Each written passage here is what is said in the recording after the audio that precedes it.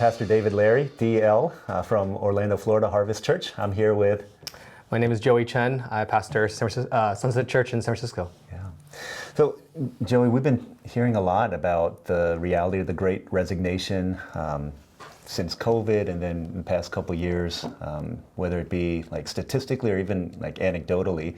A lot of pastors are either leaving their present calling or leaving their churches or leaving ministry altogether. I know that's been a challenging thing for churches, and some people, they legit feel like God is calling them elsewhere, which is a great thing.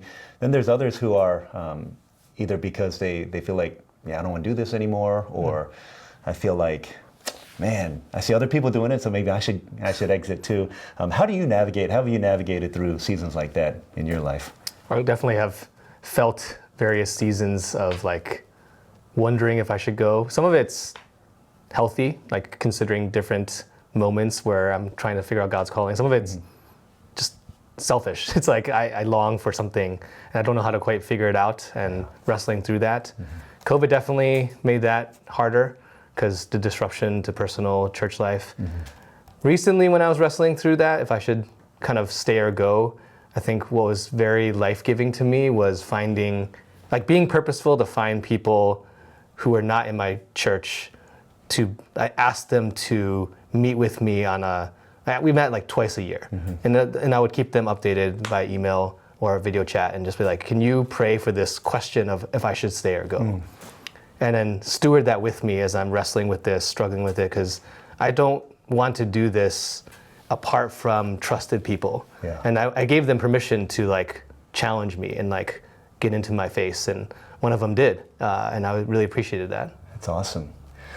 Yeah, that's. I think we've all been through hard seasons. One of the things that you wrote about in your chapter was about how you were encouraged to stay at least 5 years. Yeah. Probably, the numbers aren't necessarily like most people are leaving before that. Yeah. Would you say that? Would that be the advice that you give to people these days, or? I mean, it's not an absolute, but I think, and especially in the Asian American context, because trust is relational, and the first few years is like, really it's dating. Unless you grew up in the church, which has its own challenges, but if you are new, completely new, then you have no bank of relational capital. You have trust and capital from experience, potentially education, if they honor that, but really it's about relationship. And so you'd only know that relationship from time. And so I do think 5 is helpful because you're in the dating phases in that. So it's like, I also don't think you actually said you want to be in a relationship until 5 years. It's like, you really don't know. It's like trying to marry someone without really having a chance to get to know them. And a church doesn't really marry you, I think, until even actually beyond those years. I think someone was saying that last night in our conversations. I think that's true. 5 years, you're still trying to figure out if you want to date. Yeah. So when I decided I was going to stay at my church after seminary, I'd done youth ministry for 4 years, and then the church asked me to come on full time and to oversee the English congregation. And in my mind, I was like, all right, I'm do this for 3 years, and then we'll see what's next.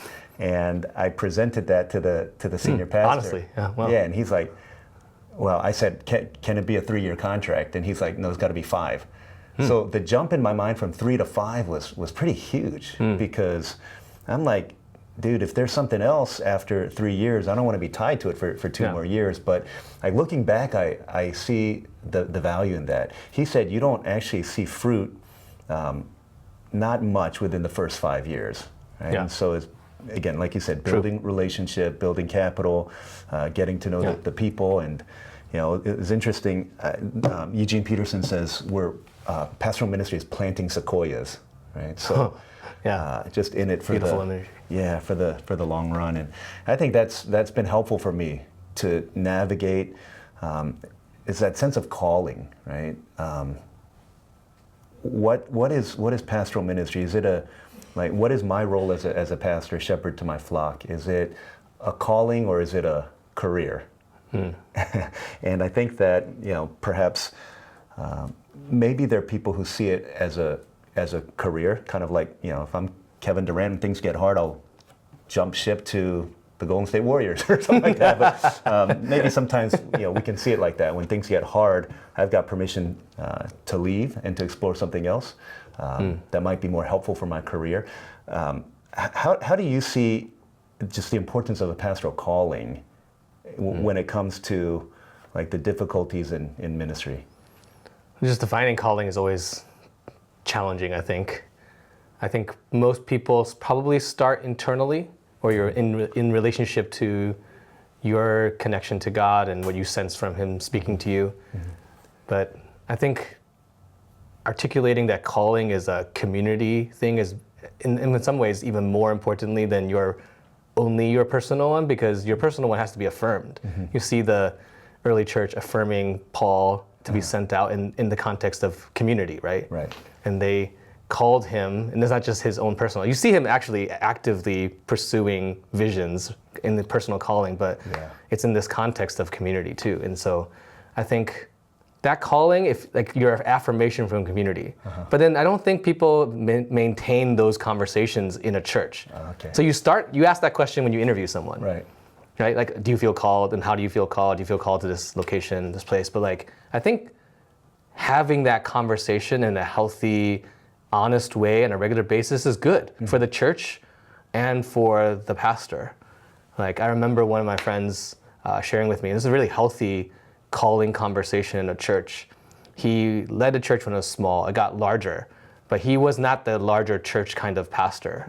And he felt like this was not the place where he was best serving the Lord. Yeah. And he wanted to be the caring pastor of the church and no longer the lead. Yeah. And they were able to navigate. I was like, that is amazing that you have that leadership culture that can have that conversation. And also amazing that you can leave the lead role and stay in your church. Yeah, absolutely. That's a humility in so many levels. Yeah. But to navigate the calling question, like, he's not done with ministry. Yeah. He's actually not even done with the church. But his role changed for the good of the church and for him. Yeah. That was beautiful. I don't ever hear of that. And I think I learned from that. I was like, you had that conversation of calling in healthy, regular ways. Not to like criticize, but to ask honest questions. Because there's no necessary demand that we play this call indefinitely either, right? Or in the same way. Yeah, yeah. I think that's awesome. It seems like a big part of your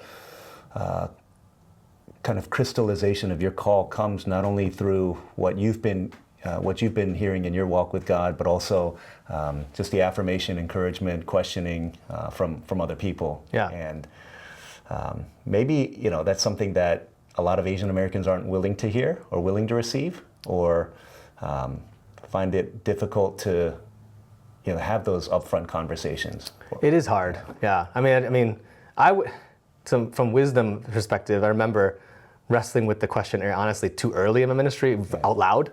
And I remember one of the older pastors in my church, I said it out loud. He's like, yeah, you shouldn't say that out loud. I'm like, and in some ways, I think there was some shame coming from that, but it's also like, I understand there's wisdom of timing how I'll have the conversation. If you've been there for 1 year, like, maybe this isn't the right place. Yeah. And you don't have a relationship, it's not like using that would be not gentle and not kind, right? But recently, when I went through that seasonal transition of evaluating if I should stay beyond 15 years, I shared with my elders, and not in a ultimatum-ish way, not in a harsh way, but like, I need you to tell me, because I wanted to ask the question so that I best serve the Lord and best serve you in this context. And I felt at that time that I had leaders who were mature enough to handle that and don't feel threatened by it, don't feel afraid by that question. I don't think under 5 years that you would be so like, hey, I don't know. That's not automatically something you would share, but you want to find those people. Right. Internally is a gift. The fact most people may not get to that place comfortably by personal context or the community, but like, if you have internal people you can share honestly about that with, and you feel loved by them, that is a gift. Yeah. And it's a beautiful thing when that happens. Yeah, that's awesome. Yeah, I think that, a lot of good thoughts there. One of the things that I think through in terms of like my calling and longevity and stay or go, and there've been times in my life where I've thought, is this the season for me to go? Is my time at my church done? And a couple of the things that I think through are I certainly think about the call that I had to my particular church. I don't, for me, it's, there's some people that struggle with the call to ministry in general, and then others who struggle with their call to remain in the present call that they're at. Yeah. I think for me, couple of the things that I ask if it's time for me to move on somewhere else, it's one of the things I ask is, do I feel like the sense of God's call in my heart has lifted for these people? Like, do I love them the way that I did? Do I feel like God has released that burden so that I might be able to, give it to the Lord and trusting that it's the Lord's church and He doesn't need me. He'll find somebody else if He wants someone else to come in. Yeah. And then the other question I ask is there another voice that would be able to really, shepherd, lead, and take our church to the next place?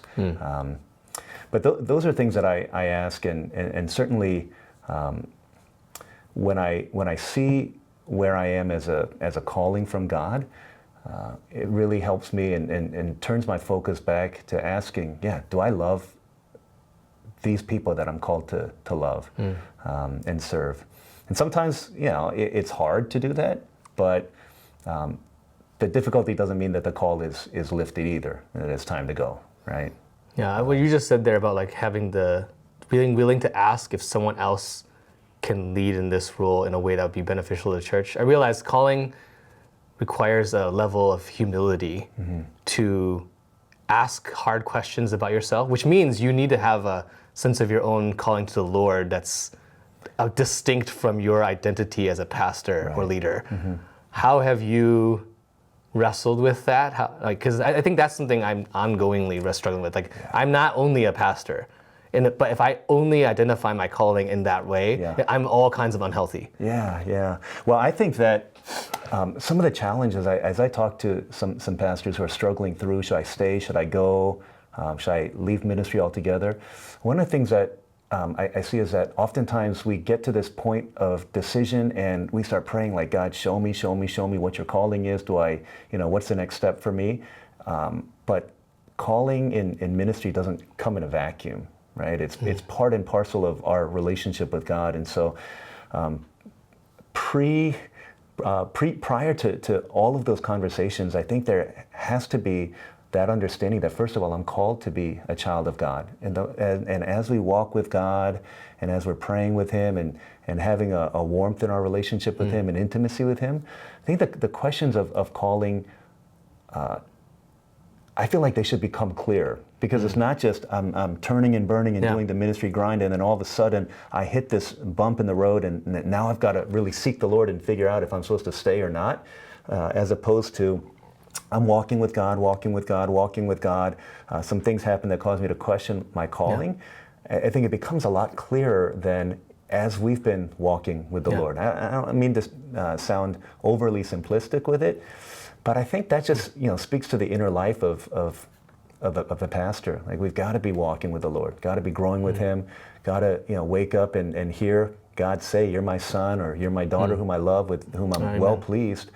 And then from that place of intimacy, like, the overflow of that becomes our pastoral ministry, right? So, I think that, at the risk of sounding too simplistic or whatnot, I think it really, to understand who we are, more than, like you said, beyond our identity as a pastor, like having that, I think that helps us to be able to navigate through questions of calling a little bit easier. I also think guards us from the temptation of like kind of isolating the careerism of our calling too, right? We were saying earlier about, like, is it a calling or a career? There's a career element because we're vocationally there, but like kind of making this about achieving. So I like in your chapter, which is titled like the FOBO, and I was like, what is FOBO? And it's a great title. I like, how have you wrestled with, like, I was reading it and I was like, how do you help someone see that is their drive? Because it's one thing to see it in others. Like, how do you unearth that from somebody? And that's such a part of calling too, because you're sometimes driven, swimming in this water of, achievement and career around us. How do you wrestle with that as a pastor? How do you see that in yourself? Yeah. I mean, I have to go to the question of motives. Like when an opportunity presents itself, what is it that, like at a visceral level, like what is attractive about it? Is it, hey, there's an opportunity to really, fulfill the Great Commission in a way that God has uniquely gifted and perhaps could be calling me to do that? Or is it because, hey, I love some of the perks that come with it, or I, feel like this can get my name out there, or this can be better for like our financial situation, all of which is, none of those things are bad. Right? I think we need to maximize our life for the kingdom of God. The book of Acts says like David served God's purpose in his generation and then he fell asleep. So I think there is a sense in which we don't want to sell ourselves short for what God has for us.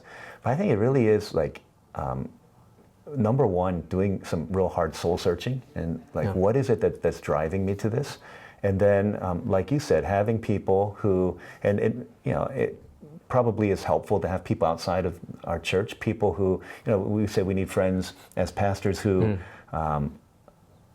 aren't impressed by us and aren't afraid of us, right? So they know us and we're able to, just be Joey, be DL with them. For them to ask us those questions, like, hey, what is it that you're thinking? What are your fears? What are you hoping? Really to kind of get beneath the surface. Questions that maybe an interview wouldn't, you wouldn't divulge at an interview, but maybe in an accountability group or with friends, or you talk about some of the deeper parts of what's driving you to that. So I realize there's always going to be quote unquote better opportunities, or bigger and more successful, or whatever it might be in the eyes of the world. And I think a couple books that really helped me was number one, Ajit Fernando wrote a book called Jesus Driven Ministry, where he just talks about like shunning the crowds and going to the people who were hungry and needed him. And I think that's one. But the other was, I think Kent Hughes wrote a book called Liberating Ministry from the Success Syndrome. I remember that. Oh my gosh, that book just rocked my world. Like in a time where I felt like, okay, I need to have a broader influence, a bigger platform, bigger stage. That really helped me to just take the trajectory of John the Baptist. Like, hey, if Jesus becomes greater and that means I become less, then that's a win for the kingdom, right? Because the world doesn't need to see Joey Chen or DL. They need to see Jesus, right? Exalted, and that's he's the hope of the world, right? And so. I think those two, just looking at a biblical perspective, those two books really helped to inform my thought process and maybe to detoxify my mind from the bigger, better, Christian subculture in which we live. So for me, that was helpful. I don't know if there are things for you that were helpful when there was temptations, or there was maybe and I don't necessarily think they're opportunities or temptations, but maybe when you felt like for the sake of something else out there, it was keeping you from really digging in, giving everything to your people in that moment. Whenever I sought to look at better opportunities, I knew I was coming from a place that was unhealthy. Okay. Because it was like it's kind of like, you edit this out if you don't want to say it, but it's like opportunity porn. It's like you're like looking at it like, I want to like feed this like thing, and so, but when opportunities come to me, that's a little different. And so, what has helped me actually get clarity from myself personally is, in the one area of calling that I've been trying to figure out more so, and is like thinking about geographical calling. So that actually helps me have clarity. So even when I was going through my recent season, I was like, I don't want to just think about ministry calling, which I don't think is done. I don't even want to just think about my church. It's like, where am I in my family too is a part of that. Like, where am I supposed to be? Because there's a place thing here that I don't think, we don't have categories to talk about calling to a location in the same way, but like, that was super helpful to me.